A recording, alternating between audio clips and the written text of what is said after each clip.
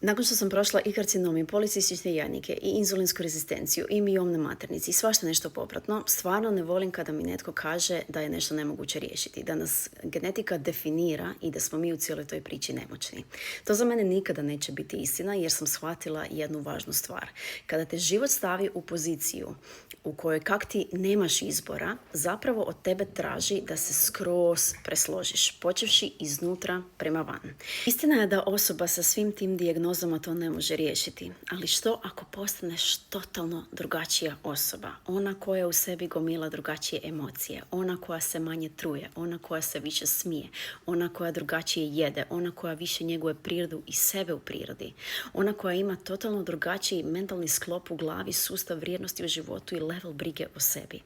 Onda je sve moguće, jer onda si izišla iz uloge osobe koja je imala možda pod navodnicima krive izbore, lošije izbore da bolje kažem, ona koja je manje brinula o sebi, ona koja je sve druge stavljala ispred sebe i stalno bila na nekakvom takozvanom krivom putu u životu i postaješ osoba koja donosi odluke u skladu sa sobom, koja donosi odluke u skladu sa svojim drugačijim sustavom vrijednosti unutar sebe.